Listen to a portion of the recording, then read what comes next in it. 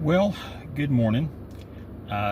This video is to accompany the second installment of a series I started last week, Labor Day weekend, involving a project that I have been working on now for about 2 years, off and on, notes, writing stuff up as I've had a chance, trying to build outline and concepts and narrative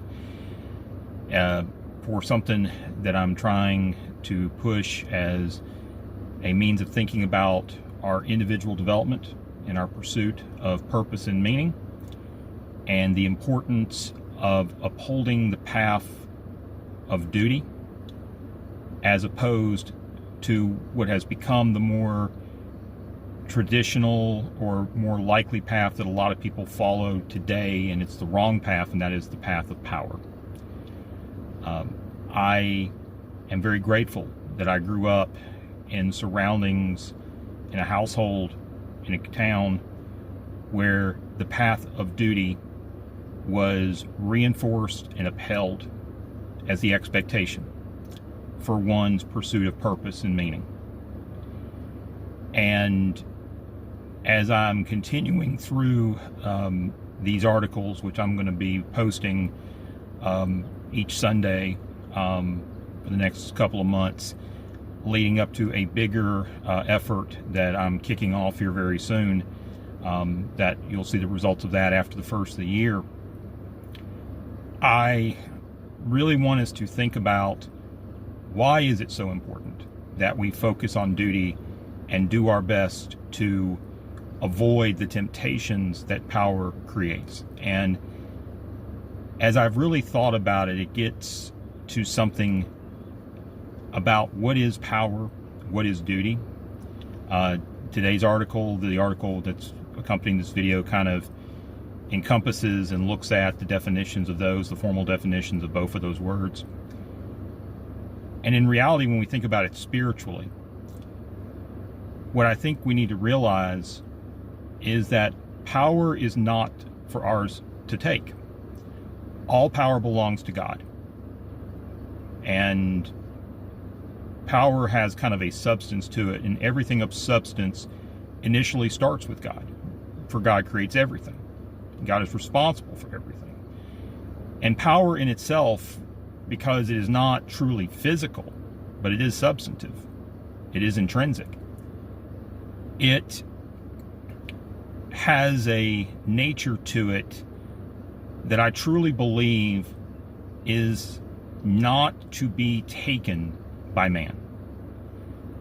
It exists solely as the property of God, and it is God who can choose to loan it to individuals or to groups, movements, institutions, whatever, at his choosing.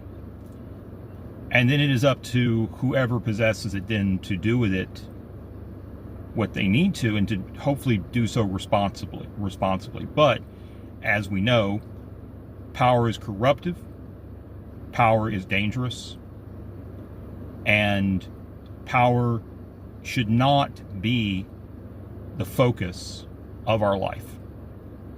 And if we choose that path, and many today choose that path to find purpose through power, to find meaning through power, if we choose that path, and if we continue to see our fellow man choose that path, especially upcoming generations, the ills that we suffer today in society, the polarization, the toxicity that exists in our relationships or lack thereof, the inability to focus on competence and really solve problems and enable greater opportunities and prosperity,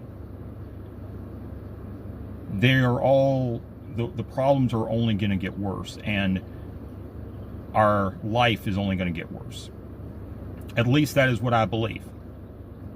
And I can understand that that may not be what a lot of people want to hear, especially when they see the examples that are being set by very prominent individuals, very prominent groups, celebrities, politicians, captains of industry.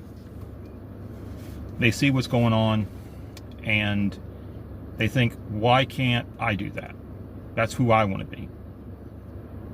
And it only leads them down a very dark path, and they may succeed, and there will be a lot of destruction that they will be responsible for.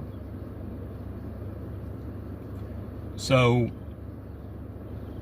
I kind of encourage you to continue to read what I'm sharing. Go back and look at what I wrote last week if you didn't have the chance. I would strongly appreciate the opportunity for you to share these articles, share your thoughts as well. If you think I'm wrong, tell me. I don't have a problem with that. And with that, I will just simply say thank you for taking the time to listen to this today. And I hope that you have a good rest of the weekend and a good week that's upcoming. Take care.